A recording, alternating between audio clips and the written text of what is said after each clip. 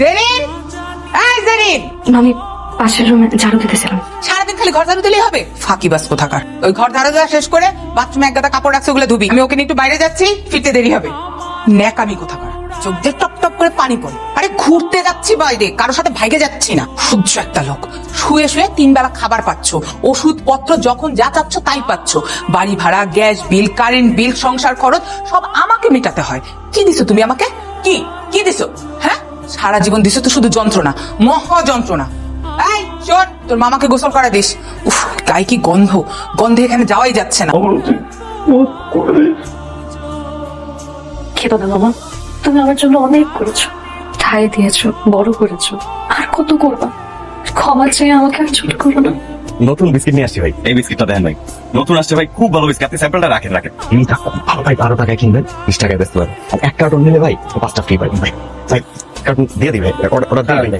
ভালো কোম্পানির মাল তো চলতেছে না, পাবলিক খায় না। হ্যাঁ, আর আপনি এসে সিপিসির মাল, এই মাল চলে মার্কেটে। এই কেকটা দিলে আরো ভালো ভাই, 3 টাকায় কিনবেন, 5 টাকায় বেচবেন। 1 কার্টন নিলে 10টা ফ্রি দিতেছে। আমি কথা কয়ে কোম্পানিতে 10টা ফ্রি দিতাম। আমি তুই নতুন অর্ডার আপনারা একবার না করছি না ভাই, বিরক্ত করেন না। কেন বারবার বিরক্ত করতেছেন? আমি কইতেছি আপনার কোম্পানির মাল আমার এখানে চলে না, হ্যাঁ, তারপর আপনি আমার বিরক্ত করতেছেন। বাগেন তো এখান থেকে বাগেন, যান যান তো যান। আম্মা, আম্মা আমার চাকরি হয়েছে আম্মা। চাকরি হয়েছে? আলহামদুলিল্লাহ। আম্মা ঢাকা যাইতে হইব। ঢাকা যাইতে হইব? আব্বা, ঢাকায় আমগো কেউ নাই, তুই থাকবি কই, খাইবি কই? ঢাকা যাওয়া লাগতো না আব্বা? আম্মা এটা একটা কথা কইলা তুমি, ঢাকায় না গেলে কেন হইব আম্মা? সংসার চালাইতে হইব না আম্মা? তুমি খালি আল্লাহর কাছে দোয়া করো যাতে আমি সহি সালামতে চাকরিটা করতে পারি। আর আমি কি হারা জীবন লেগে ঢাকা যাইতেছি গা? আমি সুযোগ পাইলি তোমার কাছে চলাম। এখন বাদ দাও, আমার কি দরকার? ওইটাছে, তুই কাগজ দিয়ে আয়। আচ্ছা, তুমি মন খারাপ করবা না কিন্তু, আল্লাহর কাছে দোয়া করো।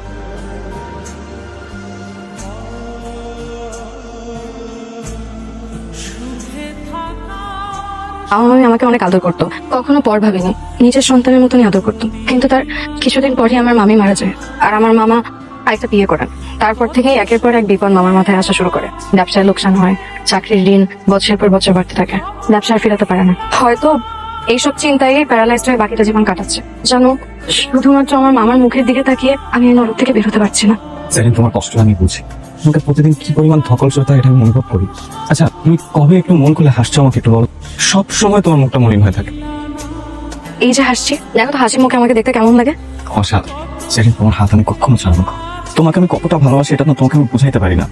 আর তোমার চোখের দিক তাকালে আমি বলতে পারি তুমি আমাকে কতখানি ভালোবাসো। এইটুকু বিশ্বাস আমার তোমার উপর আছে যে আমি ভুল মানুষ পছন্দ করি নাই। আম্মা কেমন আছো তুমি?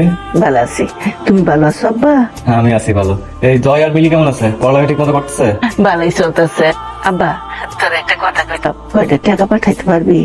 সংসারের বাজার সদাই তো শেষ, তোর ভাই বোনের লেখাপড়ার খরচ, আমার তো অসুখ বিসুখ লাগিয়াই থাকে, ওষুধ ছাড়া তো চলতে পারি না। আমার মাস শেষে বেতন পাইলে আমি তোমার টাকা পাঠাই দিতেছি, তুমি চিন্তা করো না।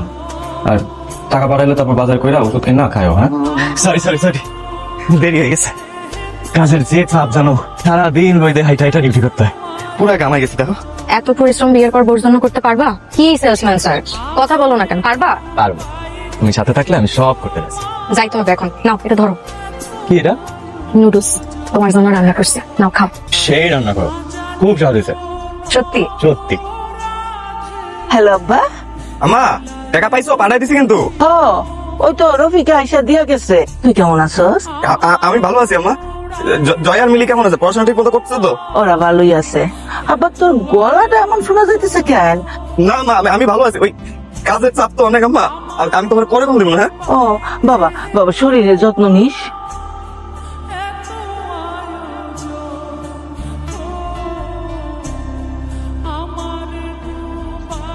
সালেক সাহেব, সালেক সাহেব, আমি বলেছিলাম না ওকে দেখলে আপনার পছন্দ হবেই।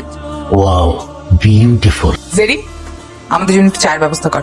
মিসেস শিলা, আপনি যা বলেছিলেন তার চেয়েও বেশি সুন্দরী। আমার খুব পছন্দ হয়েছে। তো আপনাকে বলেছি একবার দেখলে চোখ ফেরাতে পারবেন না। কি সত্যি বললাম না? আচ্ছা, জেরিন কি আমাকে বিয়ে করতে রাজি হবে? আমার তো অনেক বয়স, তাছাড়া ও তো সুন্দরী, ইয়াং গার্ল। আরে কেন না, 100 বার রাজি হবে। আপনি শুধু একটু আমার ব্যাপারটা দেখবেন, বুঝতেই তো পারেন আমার একটু সমস্যা চলছে। আপনি টাকা পয়সা নিয়ে একদম ভাববেন না, টাকা তো আমার কাছে কোনো সমস্যা না। আমি প্রয়োজনে আপনার অ্যাকাউন্টে অ্যাডভান্স দিয়ে দিব। আমার ওকে খুব ভালো লেগেছে, শি ইজ বিউটিফুল। জেরিন, সালেক সাহেবের সাথে তোর বিয়ে ঠিক করছি।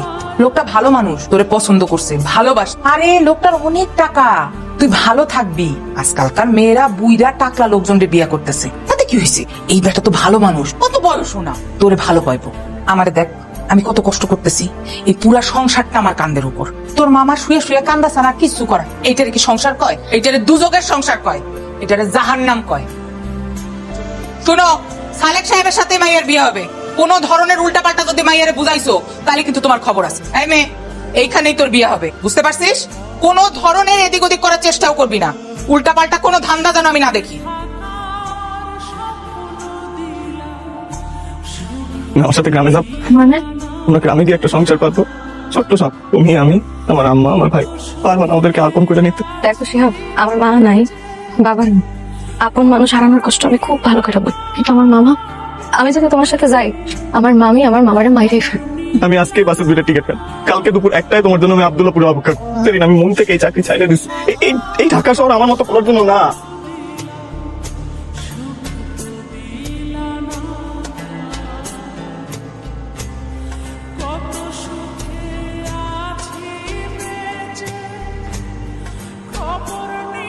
আমি শিহাবকে ছাড়া আমার পাশে কাউকে কোনোদিন মেনে নিতে পারবো না। আমি কোনোদিন তোমাকে ছেড়ে কোথাও যাবো না। একটা কথা রাখ, আমি যদি চলে যাই, তাহলে তোমাকে কে দেখবে? আমি ভালো থাকবো। শিহাব,